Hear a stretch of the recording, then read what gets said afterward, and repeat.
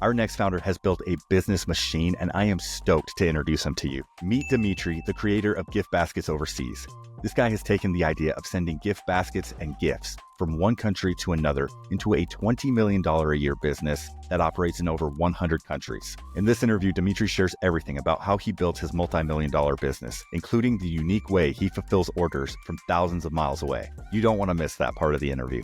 Enough of me talking, let's get to the interview. Well, Dmitriy, it's great meeting you. And before we dive into your business, can you share a little bit about yourself and your personal background? It's Dmitry Peregudov. I'm with giftbasketsoverseas.com. 6 years ago, immigrated from Russia, and I've been living and working in the US since. The background is in software engineering and computer science. Sort of worked in that field for quite some time, and semiconductor industry as well.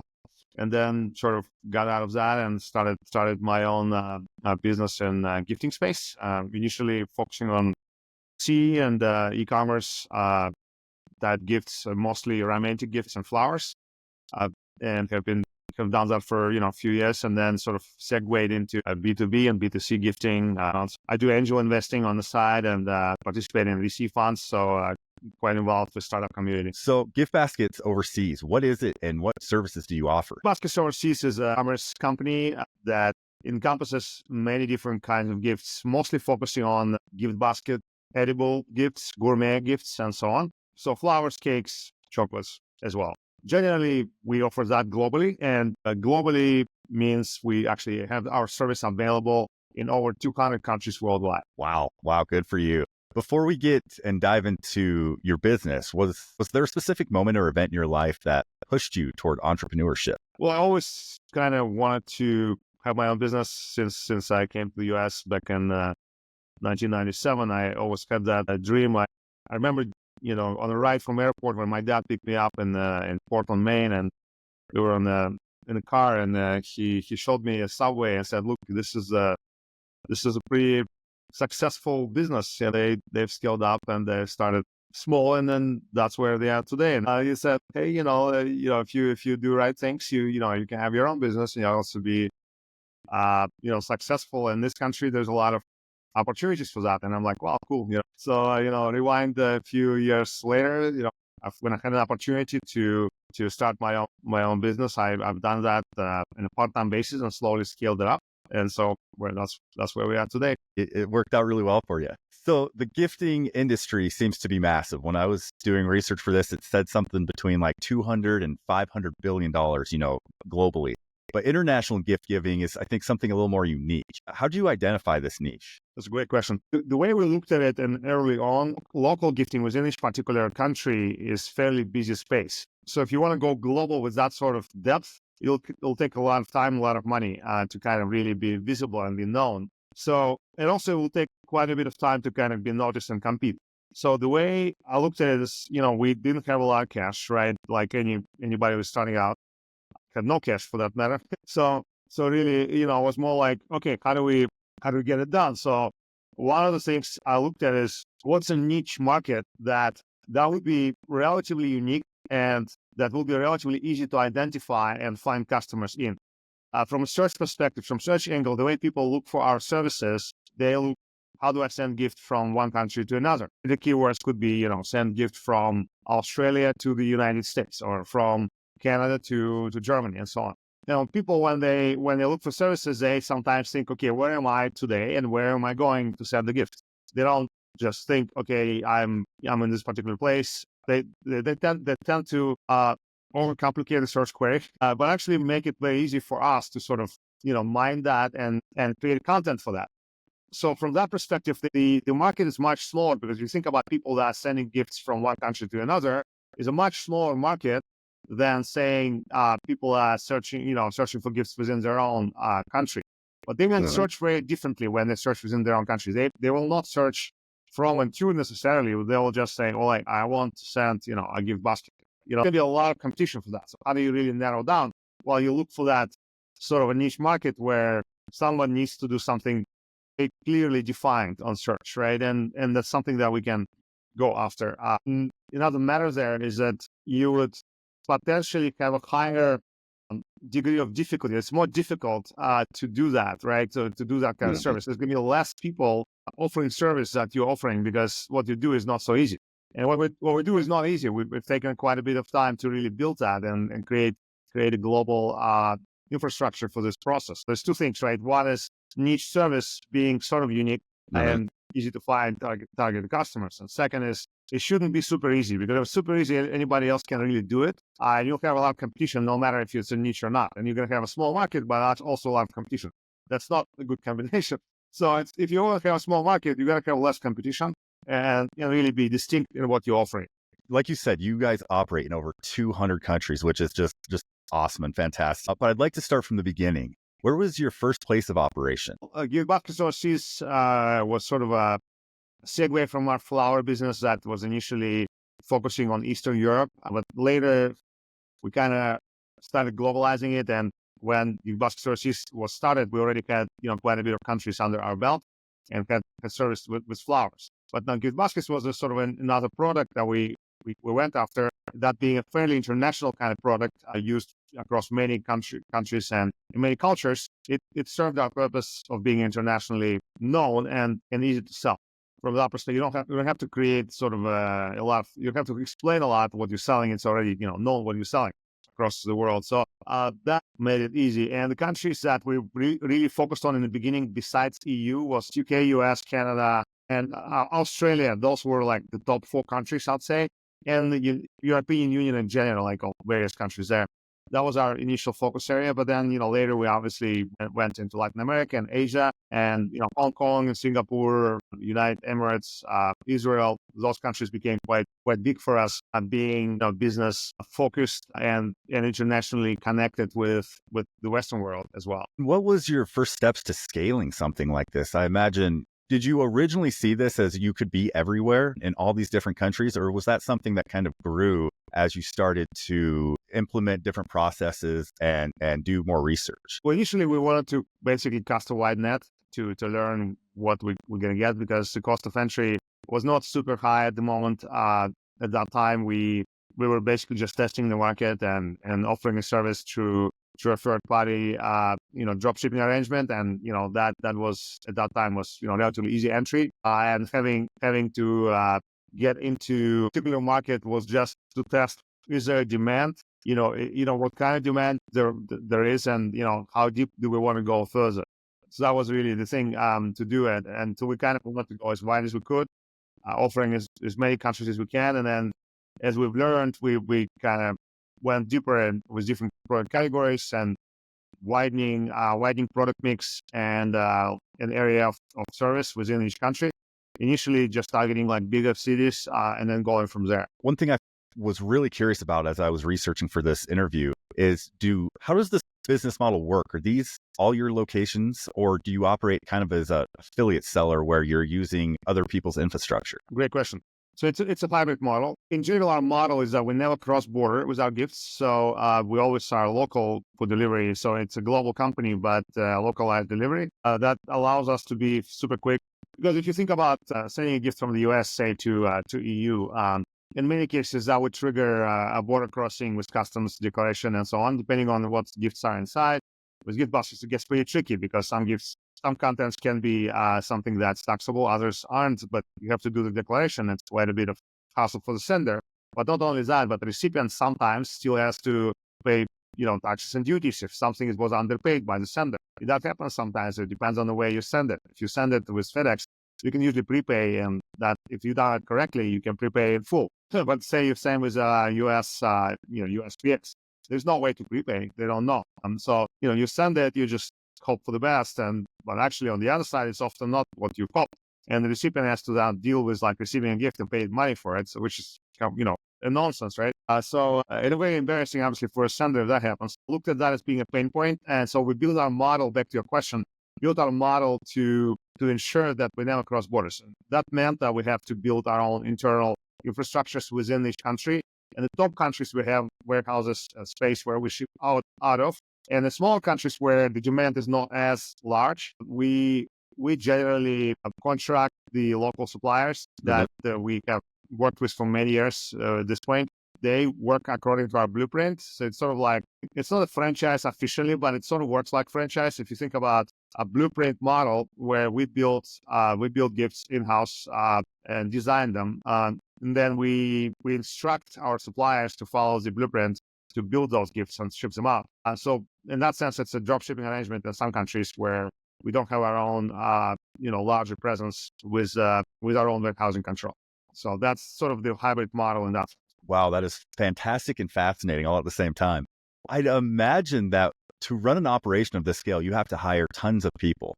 And as the business grew, how did you approach hiring and assembling, a team of people? And what qualities did you look for to find the right people? I'll say it's two groups of folks that sort of involved in this process. One is an internal team, right? And that's sort of the back office operation, customer service, marketing, sales, so on, and sort of the warehousing stuff. On the other end is the delivery network itself. And that's usually it's an existing businesses that we recruit to do the business with us. And we call them partners, right? They're not really internal team.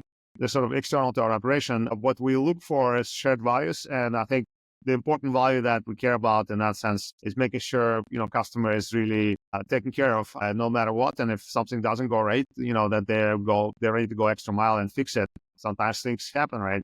The delivery courier is messing things up, or we need to reship and so on. Something spoil, for example, if the recipient is not there for a number of times and attempts, so we have to reship this fresh gift. So we need to make sure that our partners are really, drinking the same Kool-Aid. A lot of team values that we try to find partners that share those. And the internal team is fairly good size as well. At this point, we have around 100 people on giftbasketsoverseas.com side. We have another 15, 16 people actually on our Gift Send platform side. So those are like basically two separate teams. So in total is around close to 116 people, something like that. Yeah. How do you maintain consistency and quality in your products and services across these countries? If something happens incorrectly, they come to you for as the one who you ordered through. Yeah, we are the ones that charge customers, so we're the ones responsible all the way from A to Z. So that's certainly us. We never say otherwise. Since we do have number of options with delivery within each location, in some cases we work through our own warehouse. In some cases, there's more than one location we ship out of. So there are options where we can swap the gift or change the supplier for a particular gift. So the customer is unhappy about the particular option that the recipient has received. We have an option to find a way to satisfy them with another gift. So we've done that. Of course, it's not 100% ever. We generally we pride ourselves with very high customer satisfaction score. We have a great net promoter score that is, I think, over 69. That's the last time I checked for NPS, which is pretty good for e-commerce company. And in the gifting industry, generally the NPS on the higher side compared to say some other company that just sells things, because gifts generally they bring a lot of positive emotions. So they tend to kind of maybe skew in the positive more. We have a separate complaints team that's pretty solid, and they work around the clock to really make sure that we are very quick to fix something, because it's not only about how you fix it, but it's also when you fix it. Because if somebody's sending a gift for a birthday, you don't want to have the apology gift delivered by next birthday, right? You want to do it like within a couple of days at most. So that has to be connected to, how quickly can we act on it. And since we are local in most of these locations, in all of these locations, we are able to do it, within a day or two, and maybe during holidays, 3-4 days at most. So what strategies have you used to build like this global customer base, and how do you personalize outreach? Because like you said, different regions have different needs. How do you personalize the outreach to different regions? The outreach, you mean the marketing side or partner relations? Marketing. Being multilingual, we have our website translated, and we've created several brands in other markets that are known to those markets. So we have Spanish, we have Portuguese, Cestas de Presentes, we have the German brand, we have French brand, and we have the Russian language. We had Chinese as well at some point, but we understood we didn't quite get the market yet. Another thing is looking at the translation and adaptation of the brand and the website to each market. And of course, the payment methods have to be localized. They have to be convenient for each local market. Outreach to partners too. It's, of course, a tricky part because in many countries there are quite a few options to work with, and so we kind of have to try it internally first, see if we are happy with what we see and the quality of the existing company that's out there, and if we like what we see as a customer ourselves, as a recipient of the gift, then we might engage with them and actually discuss the cooperation. So viewing that, we do have quite a robust review and feedback process that we learn about things fairly quickly if something isn't right. So we tend to fix it again by either replacing a partner or finding our own ways to fulfill, or basically finding other ways to do it. You talked about SEO. Which digital marketing channels have proven most effective for a business like yours, especially being international? Sure. So yes, SEO has certainly been our biggest, give us the biggest bang for our buck. We invested quite a bit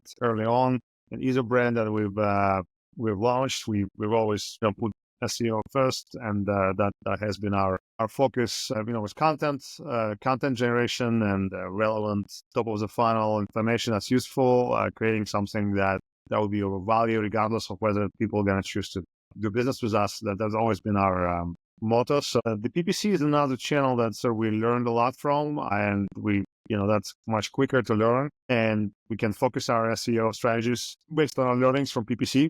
In combinations, they work pretty well, one feeding another, but still search still remains number one. We are looking at other ways to do it offline, and we engage in conferences. We do have speaking engagements. I try to take opportunities for those.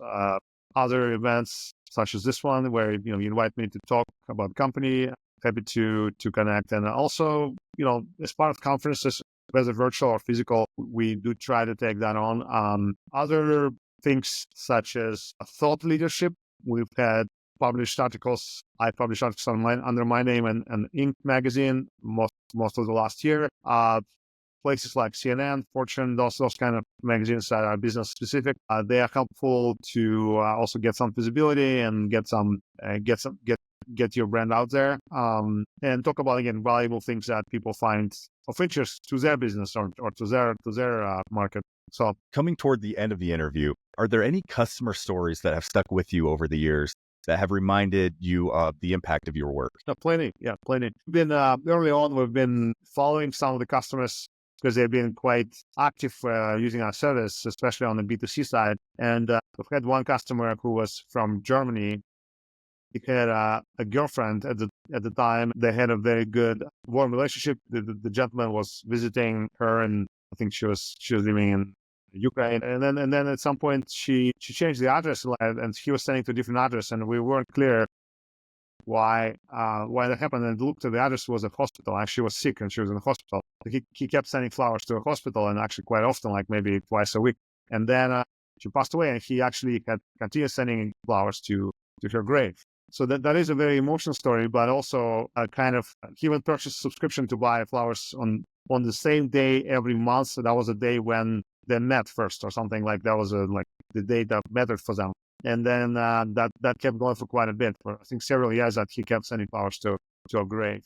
So I felt that we took part in someone else's very emotional part of life and story, right? It's a story you can probably write a book about or make a movie, right? And it's like one of those things. That was one that I kind of stuck to my mind. Then we had a great customer that at the point when we had them, I probably couldn't talk about it because that was confidential. But now, since it's already over, I can tell. And we had customers, Linkin Park, as a band. Linkin Park was our customer, and their assistant was basically sending gift baskets with us to everybody who somehow connected to the band. The band was sending gifts to their European counterparts and some various venues that they did business with. They were very generous with their gifts. They were amazing. So she was responsible for that process. And one in every Christmas, she pulled together a list, 50, 100 or 100 recipients that were quite VIP. And we were right in the middle of that process, and we felt responsible. And one time we realized that she's not sending us a list for Christmas. And we were okay, what's going on? And she's like, well, I'm sick in the hospital and I can't really do a spreadsheet. So we ended up putting together a spreadsheet from last year. So really did everything while she was in the hospital, couldn't do it. She was operating on. So we felt like, we really kind of helped out and it still made that happen. Unfortunately, eventually it stopped because, there was a death as you probably know, in the band, and they kind of, everything's fallen apart. I know they are reunited now, and it's probably in a very different capacity, but and a different lead singer. But it's a great story, and for me, it's a story of how our team was able to really kind of put our foot forward and help out when we need to. It was a great great moment that we stepped up, and I think took a part in an important event, important process for their band, and that because I was huge tradition for them to send gifts for Christmas. That is so cool. And yeah, Linkin Park was one of my favorite bands growing up. So that's so cool. Yeah, amazing. Yeah, a lot of energy. As a business owner, is there any education, books or courses that have made an impact on how you run your business? Sure.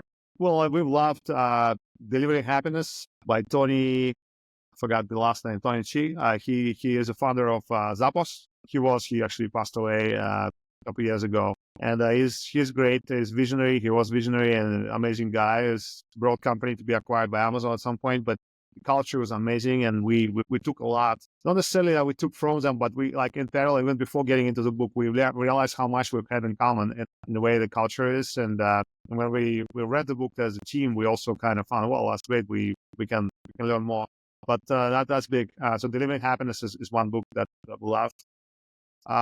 I really like Predictably Irrational, more for the fun of it, by Dan Ariely, and it's about behavior economics and marketing, and how people make decisions sometimes not very rationally, and how we humans praise ourselves to being very rational, but actually act irrationally. So that's quite fun to read, and also I think business educational as well. I also liked the Giftology book. I think it's John Ruvel. Giftology is about how the gifts help to be part of your business, like how they help you to build your business or maintain your business and really build relationships. Our motto in the company in general is that we don't really deliver gifts. We actually enable our customers to build relationships through gifts. And this is not the only way to do it, but we certainly are able to help a lot with that. So there's a question I like to ask every entrepreneur that I meet. I feel like it gives context to how you became who you are. And we talked a little about this at the beginning of the interview, but the question is, what was your childhood like? Did you always want to run your own business? When I was a kid, I did some things, entrepreneurial, like, growing up in sort of still Soviet Russia. It wasn't very common to do business yet, but it was starting kind of opening up, and things were kind of warming up a bit towards the change of regime and into a more pro-Western, and businesses started to kind of mushroom around, and I felt like, okay, I could do things as well. I would like buy beer from, as a teenager, from like the warehouse that sold beer that was hard to get. I would buy it and like deliver it to the shops that sold it. I would make some money that way. Sometimes I'll make more money in the days that my mother made in the months as an engineer, because in Russia, engineers weren't making a lot. And so I was learning business basically just by doing different things. Sometimes there were very long lines to trade some stocks, because stocks in Russia back in the day were not traded. They were traded manually. You had to like stand in line and get a trade in. So like we would get in line at like 5 or 6 a.m. and sell our place in line for, some money to some folks that were, didn't have the time. So we just sold our time basically and we organized people to do it as well for us, and kind of, made business out of that. But, things like that we've tried. I played with it as a teenager, but of course, learned the hard way that, to scale something up is difficult. Scale something like that up. If you just sell your time, it's very difficult to scale that. You have to sell someone else's time, and then it becomes a business. What advice would you give to someone looking to start their own business? Well, my learning is that going as niche as possible is the most definable niche is very important, because a lot of us, we start thinking, okay, I'm going to do this business. I'm just going to go, global, as big as possible. And it's fine to do that, but like you got to start really small. You got to start really niche. So the niche, as niche as possible, will help a lot with customer selection, with focus on marketing efforts, with budgets as narrow as you can, and then sort of from there you can scale up. Once you prove the model on a small scale, going bigger, it's much easier. But going bigger right away, but thinking big upfront is fine. Thinking is totally fine. It's free, right? So thinking is free, but I think that was my mistake. I didn't think big enough at the very first. I was kind of thinking too small, perhaps. Also acting small, which was helpful. But if I was to think big and act small, and then hopefully pull those actions to a bigger scale at some point, I would have grown faster. But I've never really, in the very beginning, I've actually looked at it as more as a hobby business. Not really, it was more hobby than a living. When I first started, I was still working elsewhere, and I was sort of like supplementing my income with this, and I wasn't really looking at it seriously enough. So my advice, as soon as you figure out that you can, quit the other thing and, go for the real thing. And as long as you can afford it and you think take a risk earlier, basically. I think I've taken a risk later than I should have.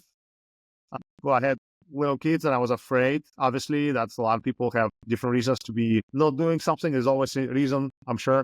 But I would say, as soon as you have a, light at the end of the tunnel, just basically drop everything and go all the way, push the gas pedal and just accelerate as fast as you can at that point. And finally, where can people find more about you and your business? Sure. Well, we have about me, I guess LinkedIn. On the business side, we have all the social media. We have Facebook, LinkedIn as well for the company.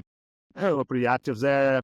Announce our events, our webinars, or whatever we run. Both giftbasketsoverseas.com and GiftSenda.